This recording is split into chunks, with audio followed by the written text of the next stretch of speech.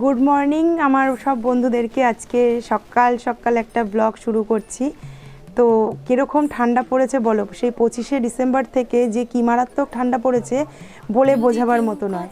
তো আমি তো সোয়েটার আর এইটা ছাড়া থাকতেই পারছি না, মানে আমার গায়ে সোয়েটার না হলেও চলবে, কিন্তু মাথায় আমার এটা দরকার। তো আজকে সকালে উঠে সকালে যেটা ডেলি রুটিন থাকে আমার, চিয়া সিড টিট সেগুলো সব খাওয়া হয়ে গেছে কমপ্লিট। বাবান এখনও ঘুম থেকে ওঠেনি, ঘড়ির কাঁটায় প্রায় 11টা বাজে। এখন করব আমি ব্রেকফাস্ট। মানে ঠান্ডায় না এই হাত তাতগুলো, যেহেতু আমার জলের কাজ, এই হাত তাতগুলো সব জমে যাচ্ছে, মানে বলে বোঝাতে পারবো না যে কতটা পরিমাণে আমার ঠান্ডা লাগছে। তো আজকে সকালে একদম কোনো কিছু বেশি রুটিন নেই। আজকে অনেকটা পরিমাণে ওটস এবং সুজি গুলে নেব। তার কারণ হচ্ছে রাত্রির বেলায় ওটসের চিলা খাবো। গরম ছাড়া কিছু খাওয়াই যাচ্ছে না, আর ঝপ করে ঠান্ডা হয়ে যাচ্ছে। যেটাই করে আনছি না কেন, চায়ের মতো জিনিসও ঝপ করে ঠান্ডা হয়ে যাচ্ছে। তো যাই হোক, আর একটু পেঁয়াজকালি আলু ভাজবো।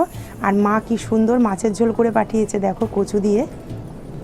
মা কালকে রাত্রে বাবানের কাছে কচু দিয়ে এই পার্শে মাছের ঝোল করে পাঠিয়েছে। যখন গরম করব তখন তোমাদেরকে দেখাবো অবশ্যই। আর এই দেখো ওটসের যে চিলাটা বানাবো সেটাই এখানে সমস্তটা কেটে নিয়েছি। আর এখানে দেখো ভিজিয়ে রেখেছি ডিম দিয়ে, ওটস আর সুজিটাকে লবণ দিয়ে এখানে ভিজিয়ে রেখেছি। আর এই যে রয়েছে দেখো ধনেপাতা কুচি, একদম হরিয়ালি। আর এখানে নিয়েছি তো বিট, এখানে একটু ছিম দিয়েছি, আজকে নতুন সবজি। লেবু, মটরশুঁটি অল্প দিয়েছি, যেহেতু দেখলাম মটরশুঁটিগুলো না কচি না, একটু বুড়ো বুড়ো। এখানে আছে পেঁয়াজ, গাজর, বেশ করে কাঁচা লঙ্কা, টমেটো আর ছিম। আর মাছের ঝোল তো মা পাঠিয়েই দিয়েছে বললাম। আর এই হচ্ছে দেখো পেঁয়াজকালি কেটেছি, এই আলু দুটো দেবো, তাহলে পেঁয়াজকালি আলু ভাজা আর মাছের ঝোল আজকে দুপুরে। কতদিন এরকম ঠান্ডা থাকবে যদি তোমাদের জানা থাকে একটু জানিও তো। মানে সবাই তো বলছে অনেক দিন এবার থাকবে ঠান্ডাটা। আজকে সকাল থেকে তো মানে তাকাতে পারছি না, এত ঠান্ডা। বাবানকে ডেকে যাচ্ছি, উঠছে না। তারপরে ভাবলাম যে ডেকেও বা কী করবো, কারণ উঠে গেলেই তো এদিক খেলতে যাবে ওদিক খেলতে যাবে, তারপরে এই ঠান্ডার মধ্যে জল ঘাটবে, ওই জন্য ঠান্ডা লেগে যাবে। সেই জন্য ওকে আর ডাকলাম না। তো যখন চিলাটা বানাবো অবশ্যই তোমাদের সাথে আবার শেয়ার করছি। চিলাটা বানাবো তার জন্য এক এক করে সমস্ত সবজিগুলো আগে ওটসের মধ্যে অ্যাড করে নেব।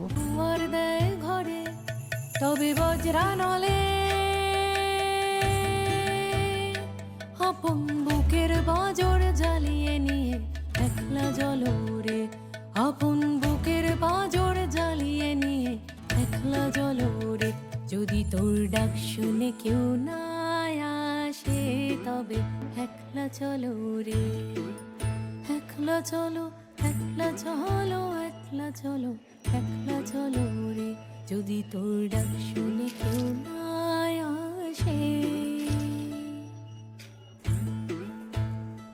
তবে একলা চলো রে, যদি কেউ কথা না কয় ওরে ওরে ও ভাগা। দেখো ওটসটা ছিল সাদা, এর মধ্যে সমস্ত সবজি দিয়ে এবং ভাজা সাদা তিল দিয়ে খুব ভালো করে লেবু চিপড়ে নিয়ে রেডি করে ফেলেছি। এবার মাখিয়ে নেব।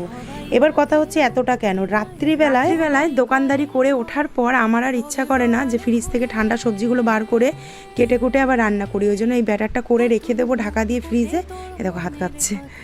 তো ফ্রিজে রেখে দেওয়ার পর রাত্রিবেলায় যখন দোকান বন্ধ করব, জলের যে দোকানটা আমার, ওটা বন্ধ করার পর তারপরে গরম গরম ভাজবো। আমি আর বাবান দুজনে রাত্রে এটাই ডিনার করে নেব। একলা চলো রে, যদি তোর ডাক শুনে কেউ না আসে তবে। দেখো অল্প অল্প জল অ্যাড করে সমস্ত ব্যাটারটা এখানে রেডি করে ফেলেছি।